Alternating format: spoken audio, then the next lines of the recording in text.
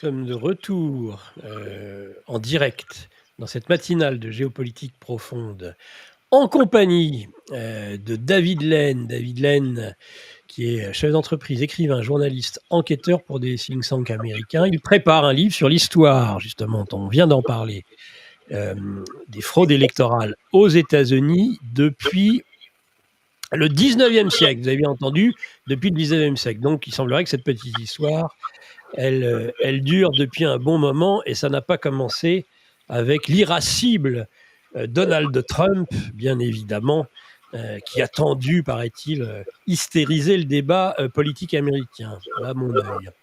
David Laine, bonjour et bienvenue dans Bonjour. cette matinale de Bonjour et merci de m'inviter. eh ben, on est enchanté de vous inviter.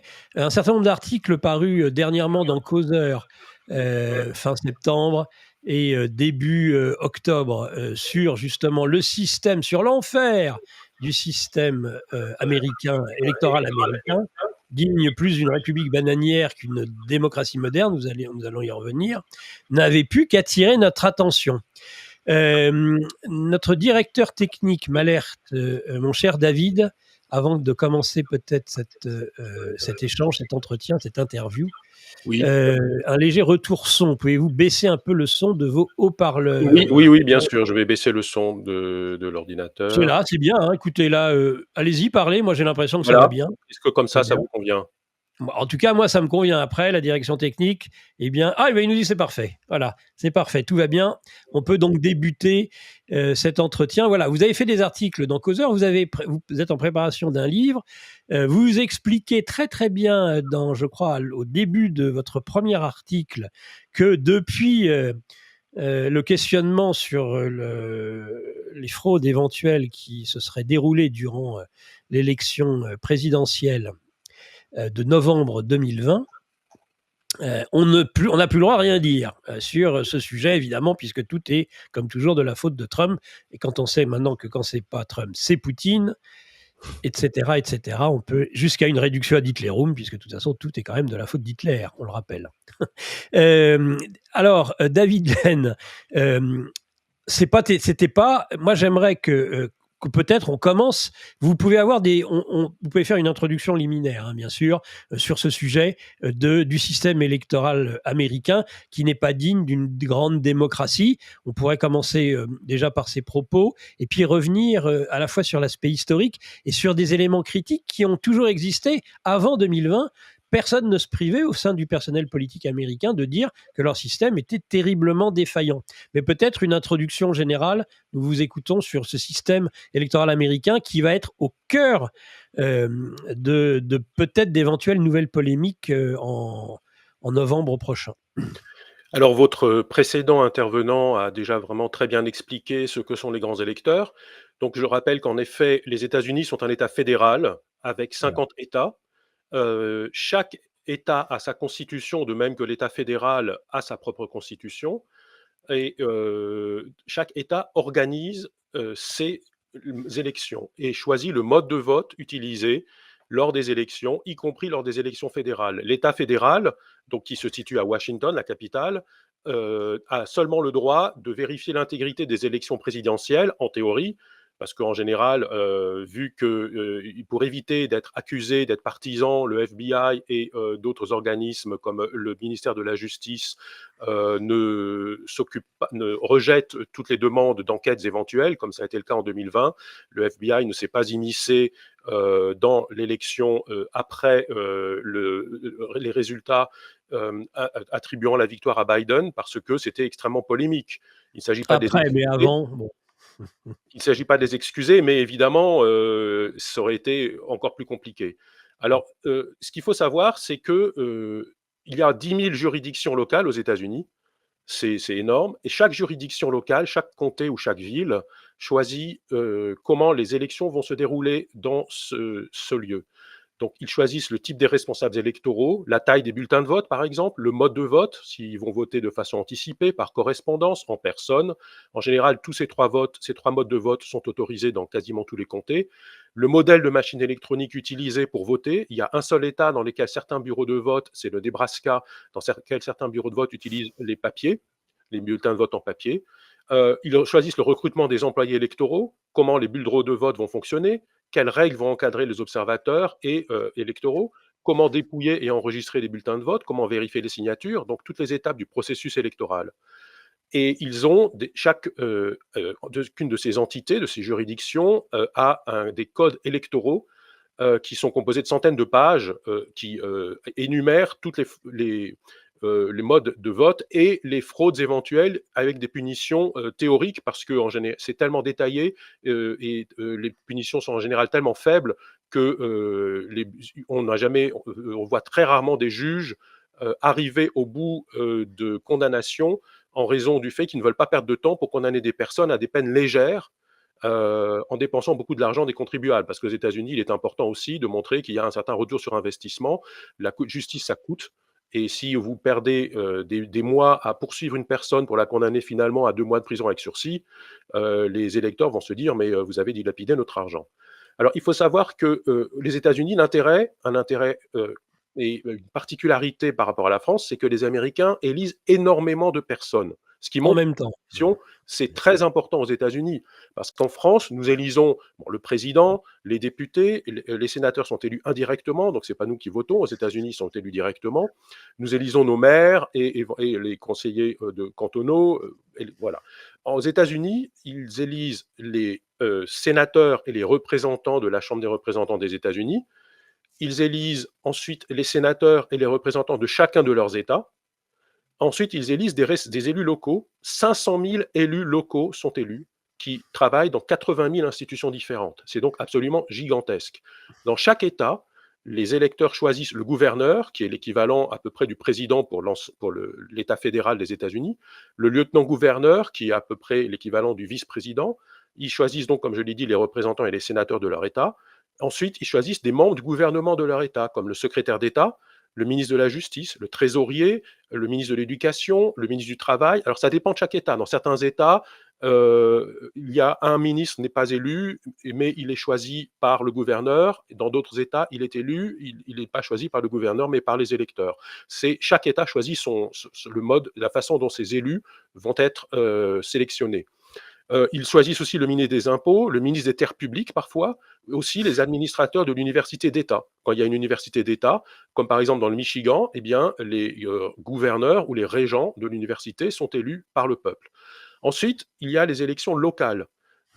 Les électeurs américains sont appelés à élire le dirigeant de leur comté ou de leur ville, le maire ou le responsable du comté, le responsable des élections, le responsable des listes électorales, le percepteur des impôts locaux, le commissaire aux comptes qui va vérifier la légalité des comptes du comté ou de la ville, le chef de la police, et en général élu, le chef des pompiers, les membres des conseils scolaires, les médecins légistes, dans certains cas, vous élisez le médecin légiste de votre commune, les membres de la commission de la santé, le responsable de la voirie, des chemins de fer. Dans certains cas, vous élisez même l'arpenteur géomètre qui va vérifier que les parcelles sont de bonne taille, le responsable des ressources naturelles et même le responsable des égouts. Et dans certains cas, sur la côte Est, dans le Massachusetts par exemple, un des plus vieux États des États-Unis, vous élisez le responsable des arbres publics qui va vérifier que les arbres sont en bonne santé, bien alignés, s'il faut en planter ou non. Tout ça, donc ces 500 000 personnes sont élues tous les 2 ans. En général, alors la périodicité varie, hein, les élections pour le président, c'est tous les 4 ans, les sénateurs tous les 6 ans, les représentants tous les 2 ans, et il y a des périodicités différentes, mais tous les 2 ans en général, le premier mardi après le premier lundi du mois de novembre, il y a après les élections, et toutes ces élections différentes sont regroupées et ont lieu en général en même temps que l'élection présidentielle. Donc on voit qu'il est extrêmement important d'avoir des élections, c'est peut-être même plus important encore que dans n'importe quel autre pays, d'avoir des élections justes et sécurisées, puisque 500 000 personnes sont élues. 500 000 personnes, David Lane, élues le même jour. Donc on a un système fédéral très complexe. Là, pour le coup, ça vaut, ils valent l'expression de plus grande démocratie du monde, en tout cas quant à la quantité, ça c'est évident, et puis au nombre d'élus. Et ça, bon, nous qui signons des chèques en blanc pour un homme qui décide de tout, on aurait, je pense, des leçons à recevoir. Par contre, sur le support, sur le système en lui-même, là c'est une autre histoire. Et puis déjà, ça paraît fou, mais vous me confirmez qu'ils votent le même jour pour l'ensemble. ils peuvent voter le jour de la présidentielle, par exemple, en novembre, et ils peuvent voter avant, on le sait, ça on va y revenir, ils peuvent voter pour toutes ces personnes. Et alors, moi, une des questions qui me taraude, et j'ai jamais eu la réponse jusqu'à présent, si dans ce vote, il y a une seule erreur, c'est entaché d'une erreur, est-ce que ça invalide l'ensemble des votes ou bien seulement le vote spécifique qui ne s'est pas, qui n'a pas été, on n'a pas voté de la bonne façon? Alors, juste une remarque, en général, un grand nombre des élections sont regroupées en même temps que l'élection présidentielle, mais il y en a qui ont des périodicités différentes, donc qui ont lieu parfois tous les 3 ans, en général début novembre aussi.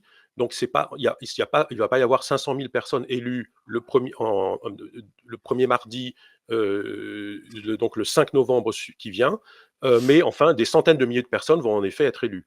Donc vous Sur un même disiez vote. pardon? Sur un même vote. Voilà, alors, c'est-à-dire, c'est pas la même voix. Les bulletins de vote Non, sont énormes aux États-Unis. non, mais c'est ça. Heu, ils font par exemple en 2018 aux élections de mi-mandat à Houston, donc la grande ville des grandes villes du Texas, le bulletin de vote faisait 16 pages. J'ai ici un livre, je vais le montrer pour que vos téléspectateurs puissent voir. J'ai un bulletin de vote, dans un livre de 1953, qui est le bulletin de vote qui a été utilisé en 1948. Alors voilà, je ne sais pas si vous le voyez bien. Oui. Il a été utilisé dans le King County, vous voyez la liste des choix possibles. Il y a aussi les élections pour les juges, puisque je n'ai pas dit, et je reviens rapidement sur le sujet, c'est très important, les juges aussi sont élus aux États-Unis. Ah oui, oui, bien sûr.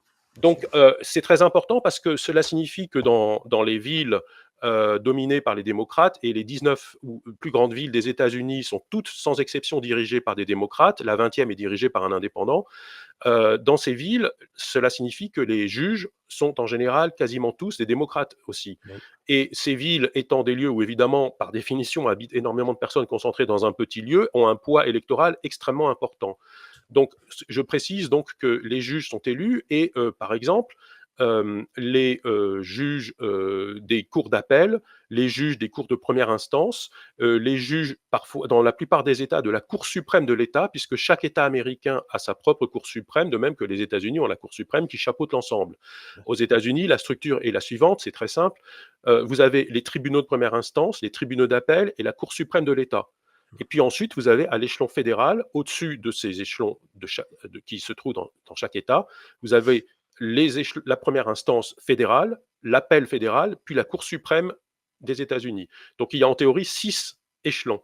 Et dans certains cas, on peut accélérer une procédure si on veut aller très vite devant la Cour suprême. Alors ça, c'est extrêmement technique. Ça permet de parfois avoir des recours plus rapides.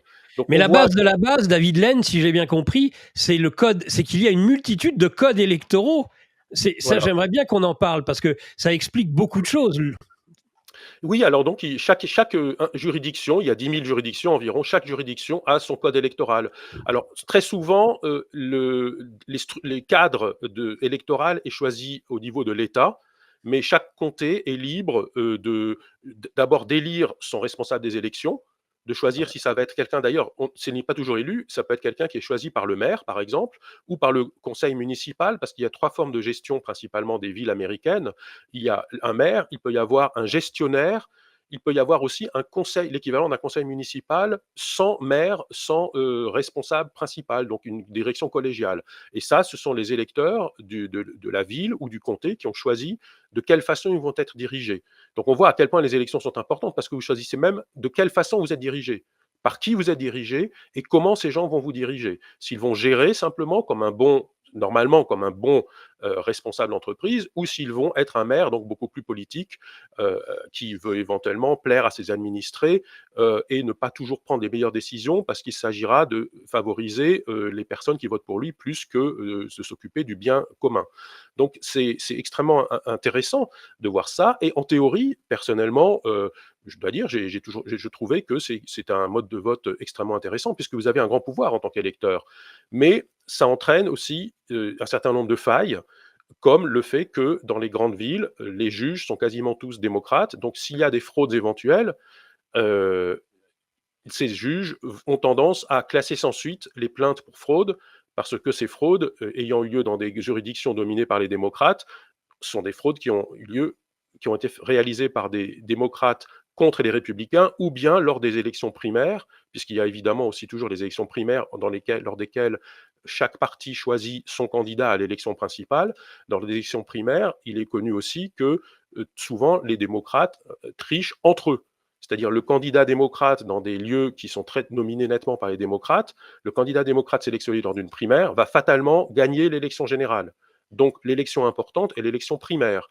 Donc dans ces États-là, comme l'État de New York, la Californie ou autres, il n'y a pas de fraude contre les républicains, et pas de fraude éventuelle contre les républicains, puisqu'ils vont de toute façon gagner de façon écrasante, le candidat démocrate va gagner de façon écrasante, mais il y a éventuellement des fraudes entre démocrates. Et on a régulièrement des plaintes et des condamnations, on va y revenir, je suppose, prononcées par la justice américaine pour fraude. Eh ben, alors, question d'abord plus polémique à vous entendre, parce que je rigole, je me marre, parce que est-ce que ça veut dire le fait que les démocrates sont toujours pointés du doigt. Est-ce que, par essence ou tout naturellement, le démocrate est tricheur, plus tricheur que le républicain? On va parler d'organisations de think tank ou d'instituts qui répertorient l'ensemble des fraudes. Vous en avez fait un remarquable article aussi, enfin d'éléments d'un de vos 3 articles dans Causeur, David Laine. Mais est-ce que finalement ils sont tricheurs parce que tricheurs, ou bien est-ce qu'ils ont plus de possibilités de tricher, comme lorsque vous dites par exemple qu'ils détiennent les principales grandes villes, donc ils ont l'occasion, faisant le larron, ils ont plus de moyens de tricher que les républicains? Alors, c'est une question intéressante. Alors, les démocrates sont évidemment pas tous tricheurs, c'est toujours une minorité qui triche, et je ne dis pas ça parce que j'aime particulièrement les démocrates, mais c'est simplement un fait humain. La majorité des personnes ne se précipitent pas dans la rue pour attaquer des passants. Donc les tricheurs, les fraudeurs, les délinquants ou les criminels sont heureusement une minorité. Chez les démocrates, c'est pareil. La majorité des démocrates sont des gens honnêtes. La majorité des électeurs démocrates, surtout, sont des gens honnêtes, même s'ils peuvent être extrêmement polémiques et calomnier de façon systématique leur adversaire, comme on le voit actuellement dans la campagne où Donald Trump est traité de tous les noms, ce qui a entraîné pour résultat que deux déséquilibrés, si l'on peut dire, c'est le terme d'usage aujourd'hui, ont tenté de l'assassiner. Mais c'est à la marge. Ce sont une partie infime des responsables démocrates qui souvent organisent des équipes de collecte de bulletins de vote par correspondance, par exemple. On va revenir probablement sur ces divers types de votes qui sont assez absurdes, il faut le dire, quand on les regarde depuis la France, où nous avons un système assez sécurisé, avec une urne transparente dans laquelle on met le bulletin de vote, qui est dépouillé dès le soir. Donc on minimise les risques. Euh, donc, j'ai oublié la question, excusez-moi. La question, c'est est-ce que finalement les démocrates n'ont pas... Pourquoi est-ce que, on peut tout de suite mettre Oui, les pieds dans le plat, une c'est une belle organisation... histoire, oui. 80% des fraudes sont répertoriées par ce sont les démocrates qui fraudent et 20% seulement les républicains. Donc, si ce n'est pas une question d'un naturel qui conduirait le responsable démocrate à tricher par toutes sortes de moyens sur lesquels on va revenir, est-ce que c'est parce qu'ils ont plus d'occasions de le faire? Parce que, par exemple, vous le dites, ils tiennent les grandes villes, donc là, ça leur permet de tenir à la fois le maire, le juge, ça permet d'avoir des codes électoraux plus flous qui permettent de mieux tricher. Est-ce que c'est pour tout un tas de raisons techniques?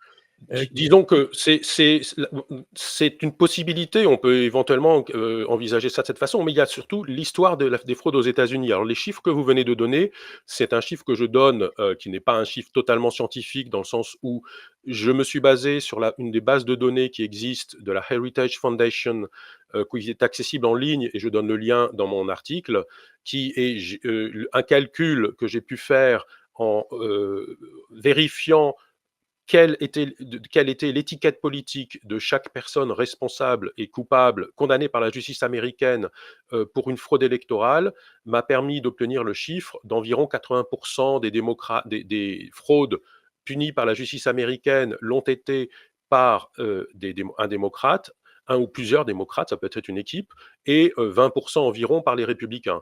Et là, je pense que c'est une question de tradition surtout, parce que c'est une chose dont on parle peu en France, parce que bon, c'est historique, c'est ancien. Depuis le 19e siècle, il y a une tradition de la fraude aux États-Unis dans le Parti démocrate. Quand vous y lisez les histoires des fraudes électorales aux États-Unis, il y a plusieurs livres très intéressants sur le sujet.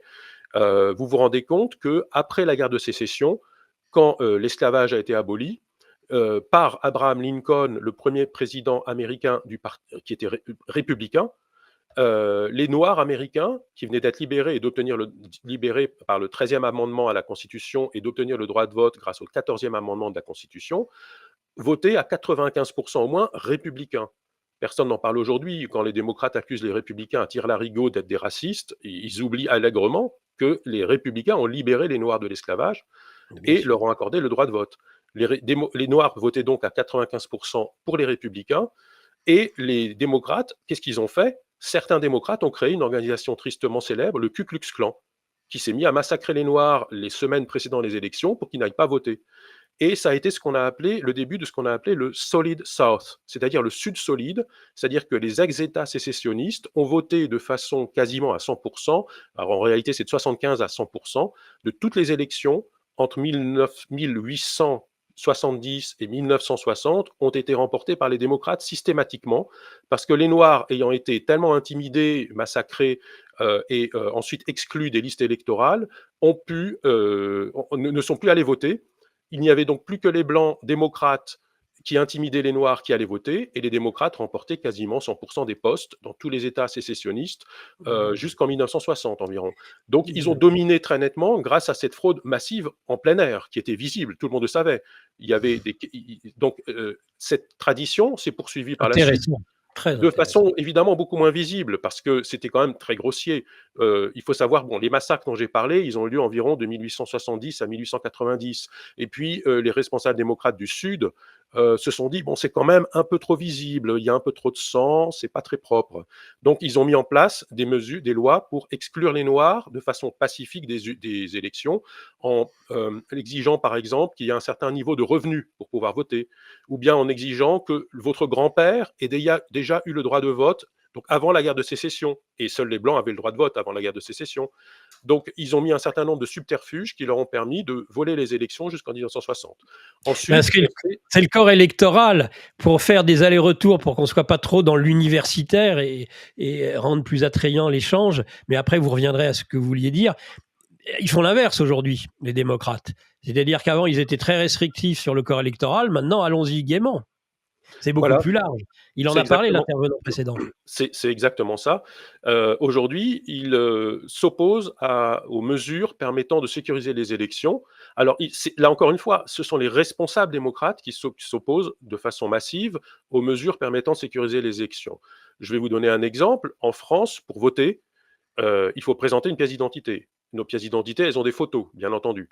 Vous la présentez quand vous arrivez, et puis un des assesseurs vérifie que vous êtes bien la personne que vous prétendez être.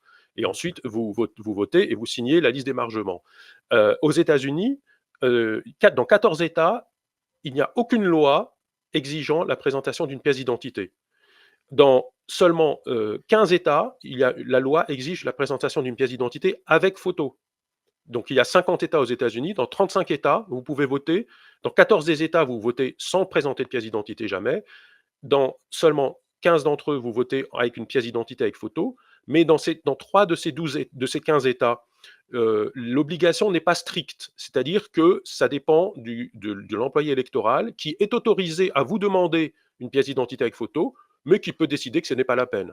Donc il reste 12 États. Et j'ai découvert, quand je préparais ces articles, parce que je prépare un nouvel article sur le mode de l'identification des électeurs pour voter, j'ai découvert qu'en fait, il n'y a que 3 États où l'obligation est totalement stricte. C'est-à-dire que dans 9 des 12 États où il est obligatoire en théorie obligatoire de présenter une pièce d'identité avec photo pour voter, il y a des exceptions possibles. Par exemple, toute personne peut invoquer un motif religieux pour ne pas être photographié et donc voter sans présenter une pièce d'identité avec photo. Et il n'y a que 3 États dans lesquels il n'est pas possible de voter sans présenter une pièce d'identité. Là, c'est totalement obligatoire, comme en France. C'est donc complètement hallucinant de se rendre compte de cela. Et je vous donne un exemple rapide. Tout récemment, le 29 septembre, le gouverneur démocrate de Californie, Gavin Newsom, a publié un décret gubernatorial, donc c'est l'équivalent du décret présidentiel, mais cette fois pris par un gouverneur d'un État, décret qui dit « J'interdis à tout comté, toute ville de Californie d'exiger, lors de l'élection à venir, la présentation d'une pièce d'identité, quelle qu'elle soit. Et comment ils justifient ça? Eh bien, parce que c'est l'argument des démocrates. Il dit que le droit de vote étant garanti par la Constitution, d'exiger la présentation d'une pièce d'identité est une restriction du droit de vote. Donc, il ne faut pas de pièce d'identité parce que tout le monde a le droit de voter. Alerte Info. Géopolitique profonde prend sa place dans le paysage médiatique français. Bonsoir à tous, vous êtes sur Géopolitique profonde, la chaîne qui est là pour remplacer les médias subventionnés. On investit maintenant la rue. Et on veut vous entendre. Le gouvernement de M. Macron nous a obligés et nous a enfermés chez nous. Mais on a besoin de votre soutien. Alors cliquez sur le bouton j'aime pour nous soutenir.